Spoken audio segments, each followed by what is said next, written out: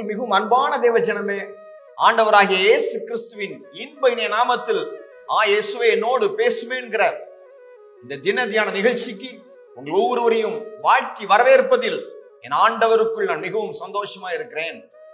எப்பொழுதும் ஆண்டவருக்குள் சந்தோஷமா இருங்கள், சிரித்த முகத்தோடு காணப்படுங்கள். நாம் இந்த நாளுக்குரிய ஆண்டவருடைய வல்லமையான வார்த்தையை பார்ப்போம். வாருங்கள். புலம்பல் 5:21. கர்த்தாவே, எங்களை உம்மிடத்தில் திருப்பிக் கொள்ளும், அப்பொழுது திரும்புவோம். பூர்வ காலத்தில் இருந்தது போல எங்கள் நாட்களை புதியவைகள் ஆக்கும். நீ சொல்றீங்க, பிரதர், முன்னாடி என் வாழ்க்கையில நான் சந்தோஷமா இருந்தேன், இப்ப அப்படி இல்லவே இல்லைனா என் வாழ்க்கை எனக்கு கசப்பாக இருக்கிறது. ஹல்லேலூயா. நான் போகிற பாதை எனக்கு பிடிக்கல, ரொம்ப கசப்பா இருக்கு. என் வாழ்க்கை மறுபடியும் புதியவைகள் ஆகுமான்னு கேட்கிறீங்க. ஆண்டவர் சொல்றாரு, கண்டிப்பா புதியவைகள் ஆகும். பாருங்கள் தேவ ஜனமே, 2 கொரிந்தியர் 3:16-17 ஆகிய வசனங்களை வாசிக்கிறேன். அவர்கள் கர்த்தரிடத்தில் மனம் திரும்பும் போது அந்த முக்காடு எடுபட்டு போகும். கர்த்தரே ஆவியானவர், கர்த்தருடைய ஆவி எங்கேயோ அங்கே விடுதலையும் உண்டு. மோசே மலையில ஆண்டவரை சந்தித்து பேசும் பொழுது அவருடைய முகம் மகிமையாக இருக்கிறது. அவர் மலையிலிருந்து இறங்கி வரும் பொழுது இஸ்ரவேல் ஜனங்கள் அவருடைய முகத்தை பார்க்கிறார்கள். பார்க்கும் பொழுது மகிமை நிறைந்த அந்த முகத்தை அவர்கள் பார்க்கிறார்கள். மோசே அந்த மகிமையை யார்ட்டையும் காமிக்க கூடாதுன்ட்டு ஒரு முக்காடை போட்டு அதை மறைக்கிறார். பவுல் எழுதுகிறார், நாம் அப்படி அல்ல, திறந்த முகமாய் காணப்படணும்னு சொல்றாரு. அது இருக்கட்டும். உங்க வாழ்க்கையில ஒரு முக்காடு காணப்படுகிறது தேவஜனமே. அந்த முக்காடை யாராலும் எடுக்க முடியல. ஹல்லேலூயா. அந்த முக்காடு நீங்கனா உங்க வாழ்க்கை நல்லாயிரும். ஹல்லேலூயா. ஒரு முக்காடை போட்டுட்டே இருக்கிறீங்க, ஆண்டு சொல்றாரு, அந்த முக்காடு இந்த நாளிலே நீங்க போகிறது. பாருங்க, 2 கொரிந்தியர் 3:14 சொல்லுகிறது, அவர்களுடைய மனது கடினப்பட்டது, இந்நாள் வரைக்கும் பழைய ஏற்பாட்டு வாசிக்கப்படுகையில் அந்த முக்காடு நீங்காமல் இருக்கிறது, அது கிறிஸ்துவினாலே நீக்கப்படுகிறது. பாருங்க, பழைய ஏற்பாட்டுல ஆண்டவராக இயேசு கிறிஸ்து வசனத்துக்கு உள்ளாக இருந்தார். ஹல்லேலூயா. வசனம் இயேசு கிறிஸ்து. ஹல்லேலூயா. பாருங்க, வசனத்தில் அவர் இருந்தார். ஆனால் புதிய ஏற்பாட்டில் யோவான் 1வது அதிகாரத்தில் வாசிக்கிறோம், அந்த வார்த்தை மாம்சமாக மாறினது என்று பார்க்கிறோம். ஹல்லேலூயா. ஆண்டவராக இயேசு கிறிஸ்து வார்த்தையாக வந்து நின்றார் யூதர்களுக்கு முன்பதாக. அவர் சொன்னார், என்னை நம்புங்கன்னு சொன்னாரு. அவங்க நம்பவே இல்லை பாருங்க அவரை. ஹல்லேலூயா. பாருங்க, உங்க வாழ்க்கையில் ஒரு முக்காடு இருக்கிறது, அது மோசையின் பிரமாணத்தால் நீக்க முடியாது. ஹல்லேலூயா. எந்த நீங்க சைக்காலஜிஸ்ட் போனாலும், எந்த லாயர்கிட்ட போனாலும் அந்த முக்காடு மாறாது. அந்த முக்காடு மாறணும்னா அது ஆண்டவராக இயேசு கிறிஸ்துவால் மாத்திரமே கூடும். அது கிறிஸ்துவினாலே நீக்கப்படுகிறது. பாருங்க, உங்க வாழ்க்கையில் இருக்கிற முக்காடு கிறிஸ்துவினாலே நீக்கப்படும். பாருங்க தேவஜனமே, அப்போ உங்க வாழ்க்கையில இதுவரையிலும் ரொம்ப கஷ்டப்பட்டு இருக்கீங்க, எப்படியாச்சு என் வாழ்க்கையில ஒரு தடை மாறாதான்ட்டு. இந்த தடை எதனாலையும் மாறாது. வார்த்தை மாம்சமாக மாறி உங்க வாழ்க்கையில அவர் வந்து நின்று மாத்தி போடுவார். கிறிஸ்துவினால் மாத்திரமே உங்க முக்காடு இந்த நாளில் மாறுகிறது. அது மாத்திரமல்ல, லூக்கா 7:44-48 வாசிக்கிறேன்.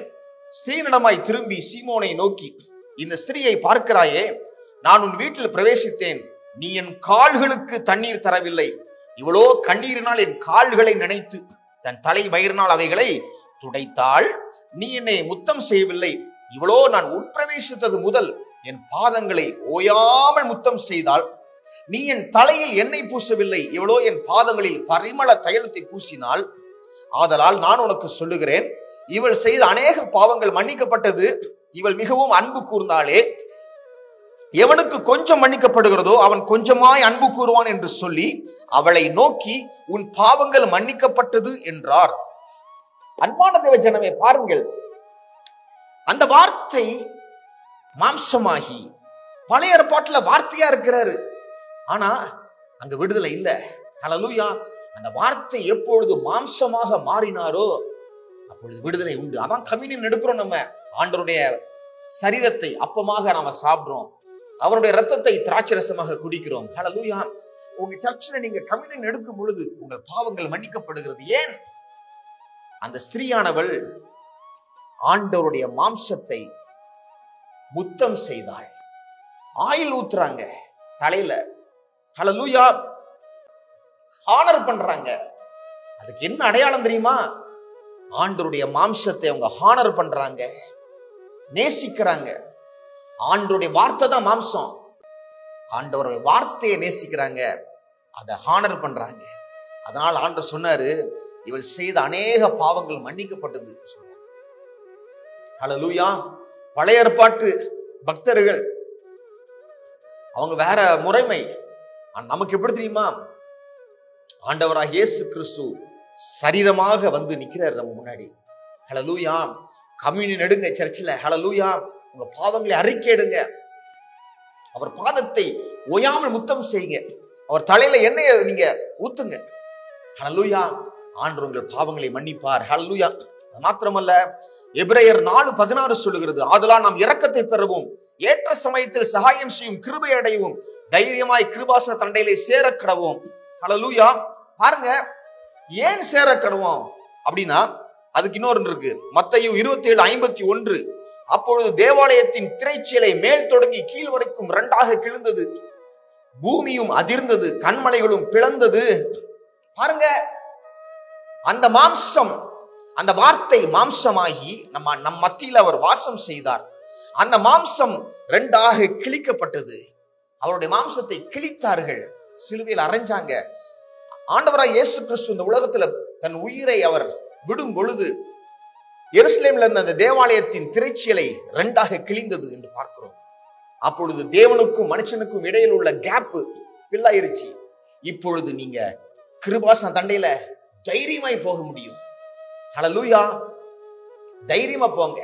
கர்த்தாவே உம்மிடத்தில் எங்களை திருப்பும், அப்பொழுது திரும்புவோம். ஹல்லேலூயா. பாருங்க, தைரியமா நீங்க போக முடியும். போய் நீங்க சொல்லுங்க, ஆண்டவரே உம் மண்டையில் வந்திருக்கிறேன், எனக்கு நீங்க நித்திய ஜீவனை கொடுக்குறீங்க, உமக்கு நன்றின்னு சொல்லுங்க. ஹல்லேலூயா. பாருங்க, உங்க வாழ்க்கை மாறப்போகிறது. ஆண்டவர் உங்களை அவர் பக்கமாய் திருப்புகிறார். நீங்க திரும்புறீங்க. உங்க நாட்களை அவர் புதியவைகள் ஆக்குகிறார். கிருபாசன தண்டையில தைரியமா போங்க. அவர் மாம்சம் கிழிக்கப்பட்டது. ஹல்லேலூயா.